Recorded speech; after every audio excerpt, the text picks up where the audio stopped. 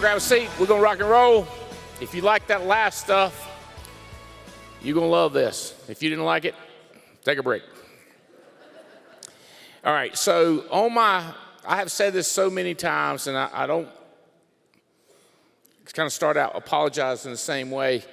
I got two hands on this Rolex. Well, every one of my Rolex. I got two big hands. I got a little hand and a big hand. One is supposed to be hour and the other one's supposed to be minutes.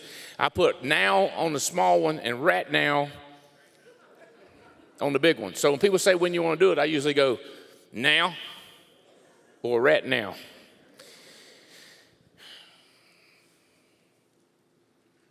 All right.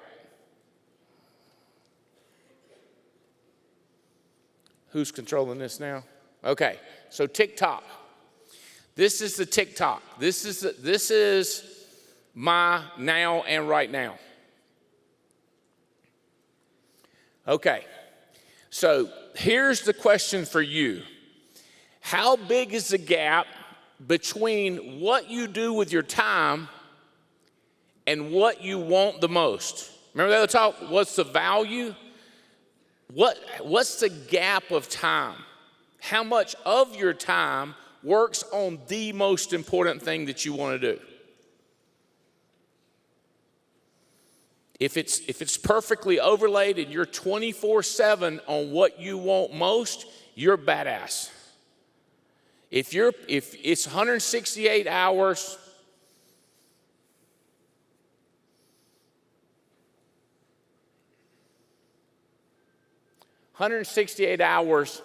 in a week. I've done this so many people. They say like, my job gets in the way. How many hours on your job? 50. How is that in the way? It's in the way of 50 hours. It's not in the way of 118. What's the gap between what you want? Sounds like to me you're putting in 50 in something you don't want, and you're putting in 0 in something you do want. You got 168 hours to work with, and you're putting 50 in something you don't want and 0 in something you do want. What's up with the under 18? Well, I want to stay married. How long does that take? Sounds like a lot of work if it's taking 118 hours. So I'm around Jane for 118 hours. That'll get me a divorce. Part of my marriage is not being around her too much. Now, congratulations on my children. I remember my parents, I love my mom and daddy, but they'd be to ball games. Every ball game, I was like, y'all got nothing better to do than watch me play ball. I remember thinking that as a kid. I was like, that's weird. Like, seemed like y'all should have a fire to put out or something. No, every time. They're there early and late. I thought that was weird, but if you mean, how many ball games do they have? How many practices do they have? There's 168 hours in a week.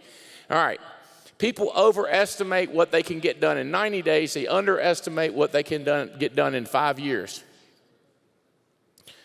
I just gave my phone away. Y'all gonna have to, you can't do this. Give me my phone real quick. 168 hours times 52 weeks. I can't do that one in my head. I can't do Chisenbach. 8,700. 8,700, who's doing that? 8,736 hours. So in a year, how many hours are you working on what you want the most? How many hours are you working on something you don't want? I get it. Kids and wife, I get it. Your mama's got health problems. I get it. But sincerely, how many hours? What's the gap in your life? Do that times 5, Terry. 8,000 times 5 years. 43,000 hours. What's the gap between what you're doing that don't make no sense, that you don't want, and things that you do want? What's the gap? I'll tell you what, that's your frustration level. That's your annoyance level, how big that gap is. The more excited and happy and fired up you are, it tells me, I got the math now. Now I got to keep it. Love you. Thank you. Does that make sense? The most fired up people are the ones that are congruent, and they're the ones that are growing. They've got more issue pay legs. They've got more unique writers. They've got more premium. The more lined up they are, and the happier and more excited and more confident they are.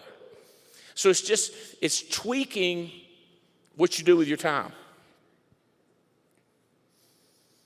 Okay, so there's two things you fight between. What's the right thing to do and when do you do it? The compass and the clock. Another way to look at it, what's the urgent versus the important? And this quote's always cracked me up. I would not give a fig for simplicity on this side of complexity. In other words, if you're simple and you're wrong, that's stupid. I wouldn't give a fig for that. Have you heard this? It's not the fact that you're wrong, it's the fact that you think you're right. In other words, if you're wrong and you know it, that's one thing, but if you're wrong and you think you're right, that's a disaster. That's simplicity on this side of complexity. I'd give my right arm for simplicity on the far side of complexity. So once we figure out what's the right thing to do, and then you do that, that's worth everything. In other words, you bet small. You bet small if you don't know which way to go. But if you know it's the right way to go, you go all in. You give up an arm. I get people all the time that go like, I would give up an arm to have your business. I'd give up my right leg. I've had people say they'd give up more or worse stuff. And I'll be like, dude, all you got to do is make some phone calls and you can keep your parts. Wouldn't that be cool? That's simplicity on the far side of complexity. You just need to find some good people. You need to quit wasting your time doing the wrong thing. You need to quit listening to the wrong people. So it's nonstop right now. So think about this. So if you're doing the right now, but it's the wrong thing. If you're doing it now, but it's the wrong thing to do. Jane's almost gotten over that about me, where not completely, but it is annoying to people that want to do just whatever. And I go like, I can't do this has got to get done. This has got to get done. Or she'll say, have you worked on that? I said, that ain't got to be done for 3 weeks. Matter of fact, if it never gets done, it'll probably be okay. So you're nonstop trying to figure out what's right and what's urgent. Let me look at something. Might come back. Yeah, I want to come back. Okay, so I'm not going to do this test, but this is a $500 seminar, I don't know, 25 years ago I got sent to, and I was I just couldn't believe they were paying for it for me, and I was just freaking out at this. So let me just give you some questions. What you do is you put 1 if this does not apply to you, 4 if you're all over it. So it's 1, 2, 3, 4. 4 is this is 100% you. Do you often find yourself saying, I don't have enough time? How many 4s out there? I feel like I'm always fighting fires. I feel like I'm always on the run. Where's one of my favorite ones? I do my best work when it's last minute. I prepare for talks better if I wait till the last minute. I run quotes better if I just wait till the last minute. I feel overwhelmed with a number of things that need to get done. Do you feel like you're not in control of your time or your life? So what happens is you take this test, and you're either going to be up all 1s, which is not an urgent person, boo. Or you end up 4 times 16, 40, 24, 64 points. And you're addicted to urgency. Okay? So you need to be an urgent person doing the right things, which means you can't be addicted to it. Now, I do think I'm addicted to building this business. I'm addicted to, to me, something positive. I love to talk to Megan Wood when she talks about being addicted to something positive. But I know many of you guys out there have been addicted to other things. Put it this way, if it's 4 hours a day or 3 hours a day, you're addicted to it. And the addiction, when you read through what addiction is and what it causes, you feel like you're in control. You feel like you're doing something that's good. So you have this false sense of confidence. But in effect, the urgency and the psychoness that you have because you're addicted to urgency destroys relationships, destroys your business, alienates people. Like an agent comes up to you and says, look, I have something really important. Me and my wife, me and my dad, it's massive. I just want to share with you. And you go, I can't right now. I've got to. What is it that's most important at that time? What is more important than listening to that agent? Now, if I catch you doing that and you say, you don't understand, this person's always crazy, put them off. But if it's the first time it's ever happened, or they've been in business with you 3 months and they've never said anything like this, you've got to not be addicted to something urgent. You need to slow down and take a few minutes with them. Okay, so I want to try to help you solve this problem as simple as you can. So this is how you do it. The management, the strategic matrix. How many of you have seen this matrix? How many of you have not seen this matrix? Raise your hand. Okay. So if you've not seen this matrix, you've not read First Things First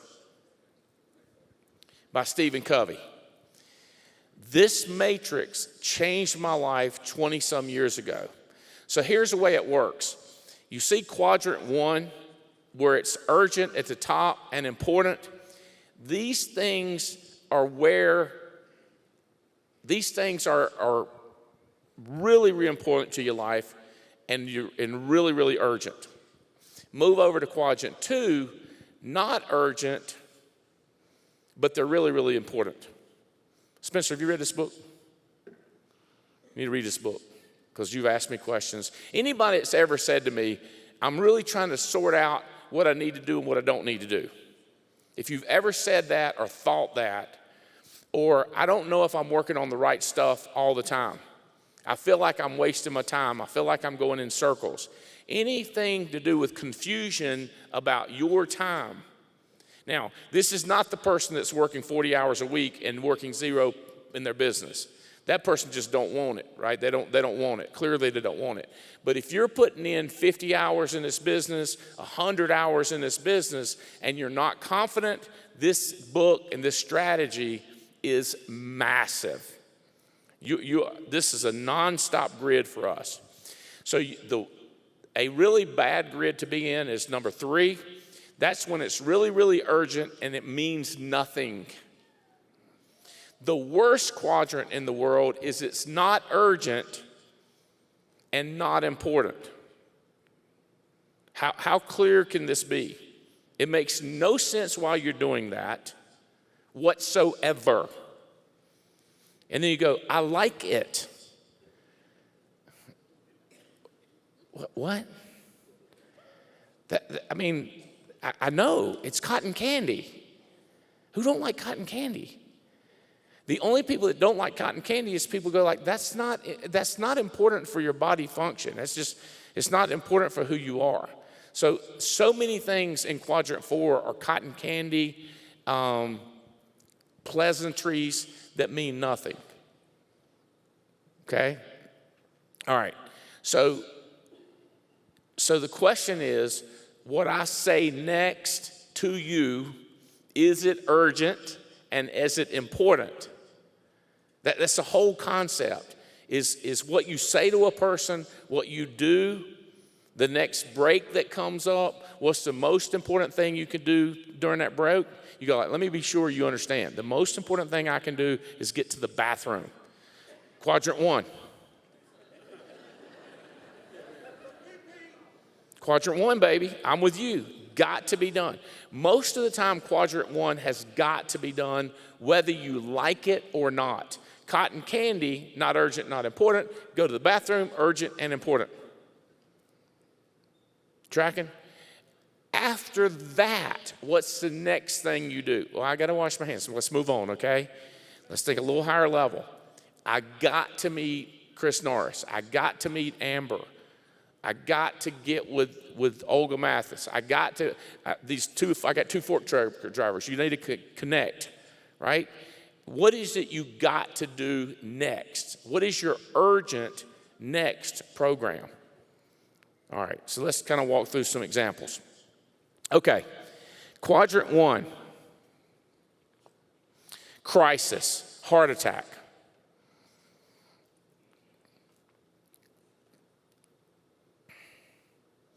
We have, after the break, the meeting starts back. It's urgent and important.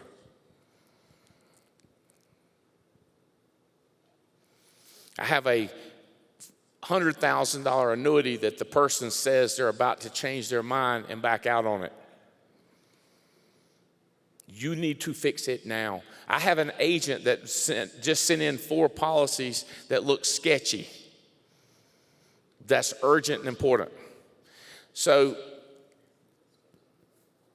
quadrant 2, preparation, prevention, values, planning, relationships. Let's go to not urgent and not important. Interruptions, some phone calls, some texts, some emails, some meetings. Many popular activities are over here in the urgent and not important. Quadrant 4, trivia, busy work, escape activities, addictions, time wasters. I don't like that part about television being in there, but it's in there. It's terrible.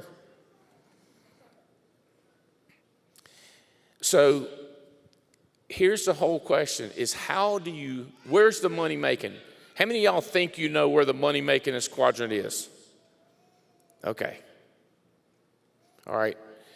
The money making, so when the money making in this quadrant is, and I want you to shout it out. You ready?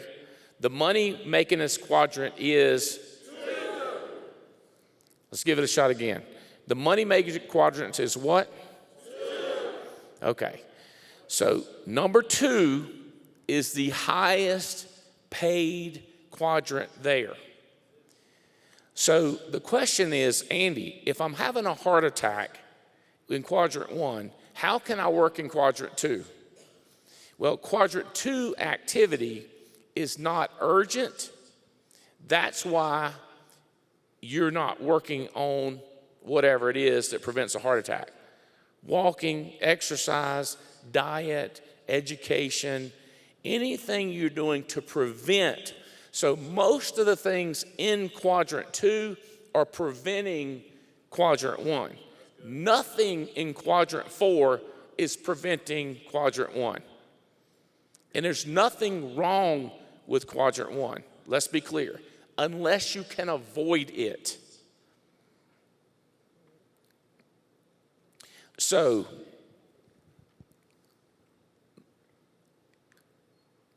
spiritual, personal,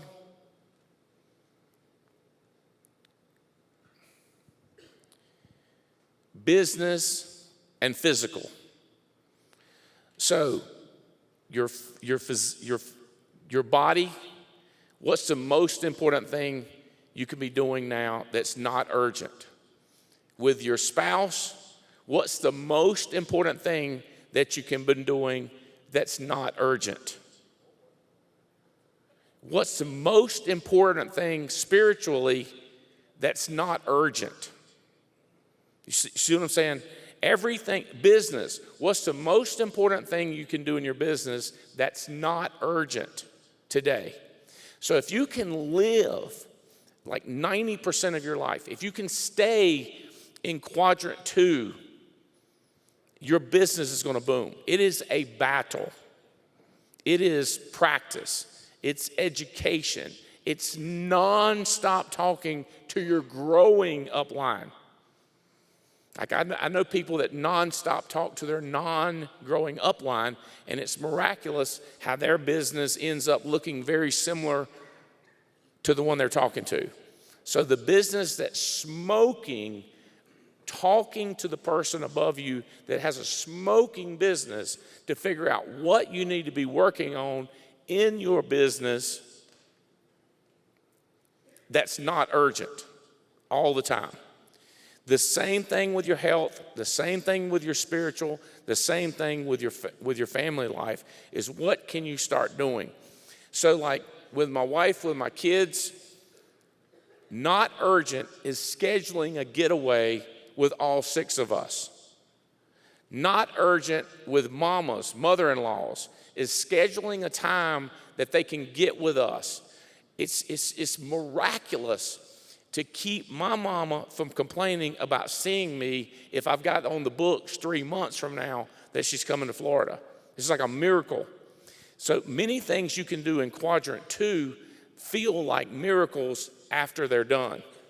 They're freaky, okay? So let's go to this. So I'm trying to work with you. I'm going to quickly get out of personal and spiritual and how your biceps look. Don't you love these guys that have cute biceps but tiny billfolds?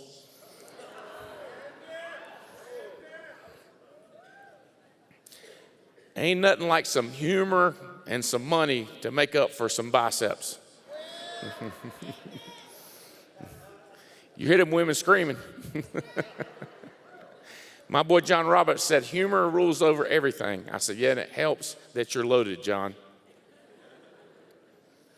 Okay, so let's go right to business. That's why we're here. I'll come back to those 4. Calm down, all my, lolly-laws. We're going to come back to the other 3 things. But business, what's the most important things you can do? How about this? You're caught up in sales. You're paying all your bills, but you make some more sales when you don't even need to so you can buy some recruiting ads. You see how that works? If you're behind in your bills and you're working like you got a sale, you're back in Quadrant 1. If you're selling when you don't need to sell, you're in Quadrant 2. And if you're in Quadrant 2 and you're investing in recruiting or you're training your recruiter, it's not urgent because there's 10 phone calls waiting for your recruiter to call them. The question is, what do? Do you tell your recruiter to go over here and return these phone calls, or do you take 20 or 30 minutes to make sure they know what to say when they do talk to them?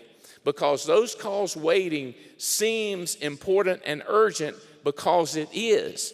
But it's more important to work with something that's not as urgent right now and get them trained. Sending them to a 3-week seminar or 2-week seminar before you return the phone calls don't make no sense. But 30, 40 minutes, making sure they understand what's going on. Why recruit, Andy? Right now, I'm in Quadrant 1. I'm selling, I pay my bills. I sell, I pay my bills. Because one day, you might, what? You might throw your back out. You can't ride in a car. I can sell over the phone. Why ain't you selling over the phone now? Because I ain't good at that. So now you're going to have to train. So it's just, what if you can't talk? What if you get hurt? What if you get sick? What if your mama is dying? There's so many things that can happen. I can go out and write business anytime I want to. Not necessarily. I'm not even saying negative things could happen. What if? Like, here's the thing. In Quadrant 1, I can tell you why. In Quadrant 1, you have more faith than I do. I'm a scaredy cat. I'm scared something's going to happen all the time. I call it healthy fear or intelligent fear. Another way to look at it is I know something's going to happen. I've been around. I've seen people get messed up in Quadrant 1 scares me to death. So the fear that something can happen.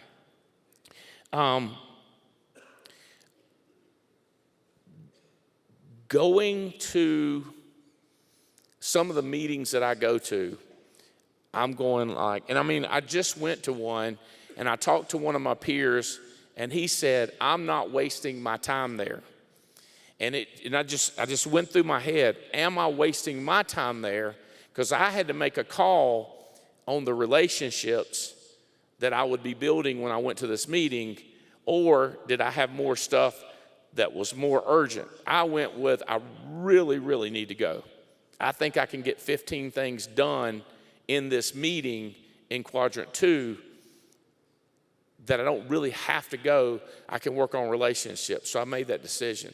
So my question for you is, are you really making conscious decisions before you do something? Somebody came up to me, I'm in Quadrant 3 now, and they said, hey, I want to ask you something. I said, what is it? They go, well, I was talking to some agents. Remember this? I was talking to some agents about when you go get partner, whether this rule applies. And I went, you're the last person that I would thought would be in Quadrant 3 as busy as you are. Why wouldn't you ask me? Or why wouldn't you ask a partner? Or really, is that in Quadrant 2 or Quadrant 1 for you? Right now, it don't make no sense. Maybe it's Quadrant 2, maybe, but it's Quadrant 2 if you're asking somebody that knows the answer. So down in Quadrant 3, talking to a person who has no business, they have no business. They're not selling, they're not recruiting, and talking to them about what they think about which leads to work. Can you see how big of a waste of time that is?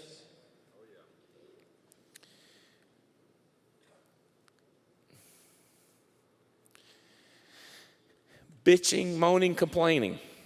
What is that going to get you? What is the question? What is it that you want? You say, what I would like is free leads. Okay, great. You've established that's what you now want. Can we move on now? The answer is no. Well, can't we talk about it? We just did. Now let's move on to buying some leads, and where is the best place we can get them? How fast can we get them? What's the best leads that are there? And how we can make money. But sitting there and moaning about it is Quadrant 3. Asking somebody that don't answer. Talking to terrible agents. Oh my God. I love what Marcus said, call ID. I like it has a green and a red. Green if they're making money, red if they're wasting my time. I hit red if they're wasting my time, green if it makes sense. If they're in timeout, a lot of times they get a text message response. I don't have time right now. But what do you need? Are you dying? Are you bleeding from your eyeballs? Is somebody stealing our money?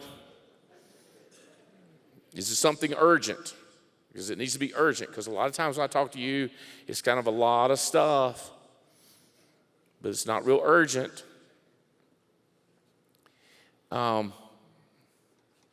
Worried about what everybody else is doing, gossip and rumors.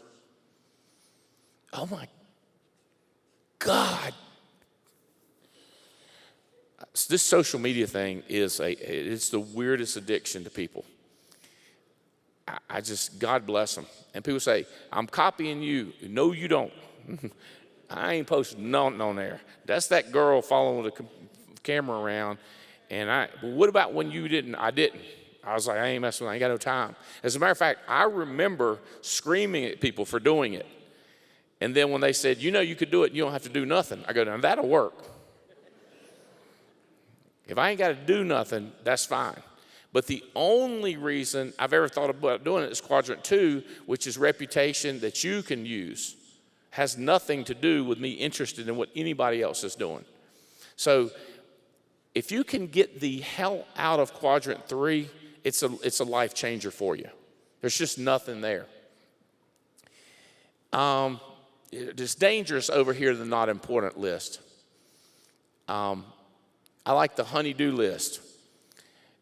Your wife, your kids, your mama, your neighbor, anybody asking you to do favors for them that don't make important, urgent sense for you, or it don't make not urgent and important. Does that, what they're asking you to do, now if you say, well, if I don't do it, I'm going to get a divorce. And I go, could you do it later and avoid divorce? So now you've put it off to a later date. You stayed out of that quadrant for another day. So let's go back to now and right now. Can you do what needs to be done right now, and can you put off what don't need to be done right now to later? So you're nonstop putting something off. You're nonstop doing something. Either way, it's a decision that you're making. Even if you don't know even if you don't realize you're making a decision, it is a decision. Because my question oftentimes is, why are you going to do this? And when people hit me with, I don't know, God, did y'all catch that? Nobody laughed much when Marcus said it. He said, is it ignorance or apathy? Do y'all know the definition? Like ignorance is dumb and apathy is I don't care. And he said the answer was, I don't know and I don't care. So when an agent is doing something, or and you ask them why they're doing it, if they say, I don't know or I don't care, it's just a combination of apathy and ignorance. If you say the reason I'm doing this is, and here's why, yeah.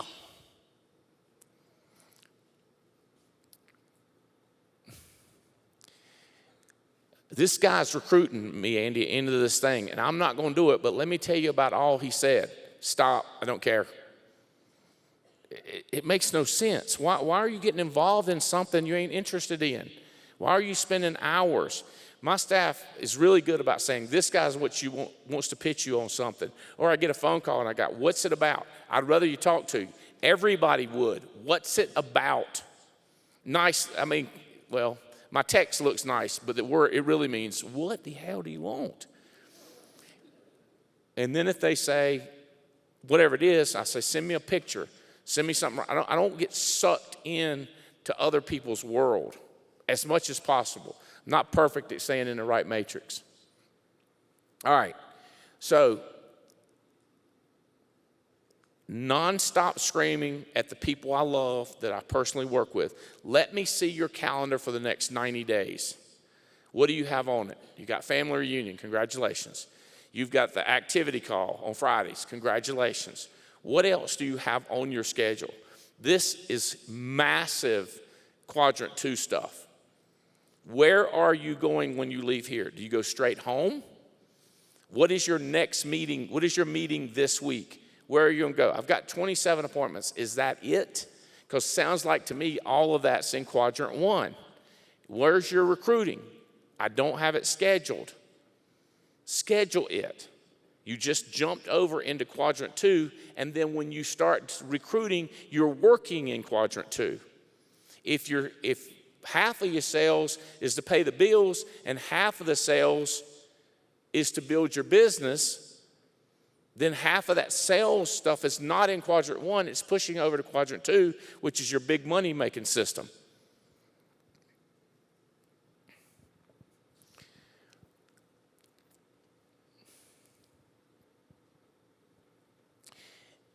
In no way am I telling you you can't be in quadrant 1. There's so many important things in quadrant 1 that we have to do. Just don't be tricked, and it's in quadrant 3, that somebody wants you, if they're in your face, it makes it seem important and urgent, when maybe only urgent. And it's even to this point with me. If I send something to Missy, my secretary, I will say important, not urgent, important and urgent. Or not even important, I'm not texting it. Why would I ask for something that's not important and not urgent? Why would I top Missy's time with something that makes no sense? Or, as I've said to Jessica before, do not return his phone calls. Well, I don't care. No. He's not important and it's not urgent. Just don't do it. So now I'm protecting my staff, trying to direct my staff to always be in the with Chris Norris. It's nonstop. Who are you working with? Why are you working with them? How come you're not working here? Trying to keep him always in quadrant 2, if not quadrant 2, in quadrant 1. Okay. These questions stunned me when I first read them. What's the one activity that you're 100% sure if you did it superbly well and you consistently did it, you would have significant positive results in your personal life? You know if you did this and you did it well, what is it? What's the one activity you know if you did superbly well and consistently would have significant positive results in your personal or work life? So in your business, what's the number one thing you knew if you did? Make more phone calls. Okay. Door knock. Okay. If I knew the products better. Okay. What's the one thing that would change your business if you got great at it and you did it all the time? Now, the third question.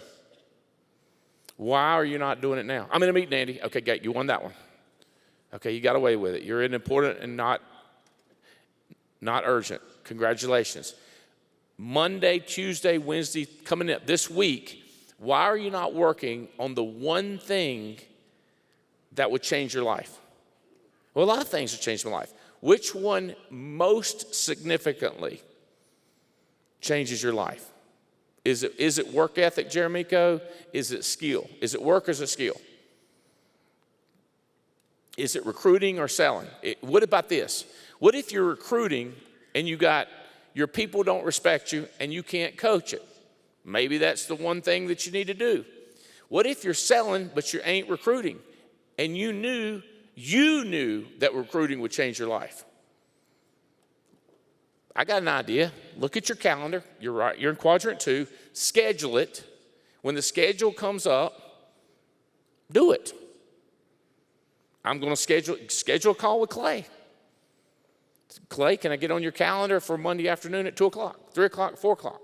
And then when you get on there, you buy you some advertisements, whether it's ZipRecruiter, you learn how to do Indeed. If you're on Jason's team and he shows you how he's recruiting, when can I get on your calendar? You just went from Quadrant 2 to Quadrant 2 to stay in Quadrant 2, you'll get stupid rich. 4 human needs: life, love, learn. Live is your physical. That's when you get something to eat. Love is when you belong and people love you. Learning is you develop and you grow. Legacy is spiritual. Legacy is spiritual. Your name on a building, that's spiritual. Y'all understand that? A ministry that you've endowed, you've given them millions of dollars, and then they're living off of the interest only, that makes you feel crazy good. When you're missing any one of these, it leads to problems. So figuring out how to balance all these. So when people say, Andy, why are you psycho? Why are you enthusiastic? Enthusiasm means God inside. If you can figure out how to get that's why I've got people that go like, Andy, I have a bunch of friends outside of this business. Me too. My attorney, my accountant, they're all policy owners.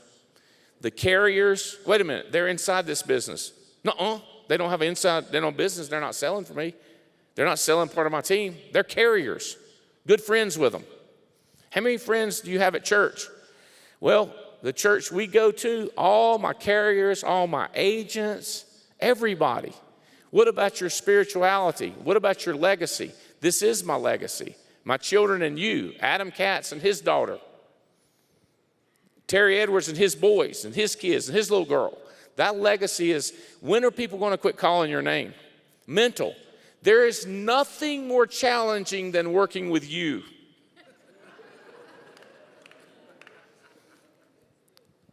Chess, checkers, no, it's like 3D Chinese checkers working with people, building networks. It is mesmerizing to me.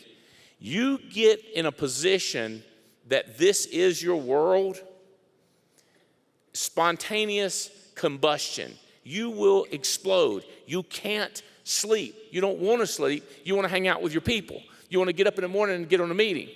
Urgency, you lose your mind trying to stay in Quadrant 2 when all four of these things come together, you will be as crazy as I am. How do I do that? Go back to values and work your way out. List who you want to be and where you want to be 2 to 5 years from now. Remember, you got 8,000 hours in a year. How many of those hours can you reduce the gap and be in the right place at the right time? I love this quote, first time I ever read it.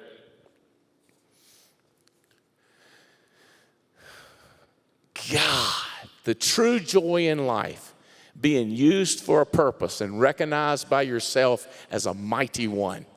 Being a force of nature instead of a feverish, selfish little clod of ailments and grievances, complaining that the world will not devote itself to making you happy. I am of the opinion that my life belongs to the whole community, and as long as I live, it will be my privilege to do for it whatever I can. I want to be thoroughly used up when I die. For the harder I work, the more I live. I rejoice in life for its own sake.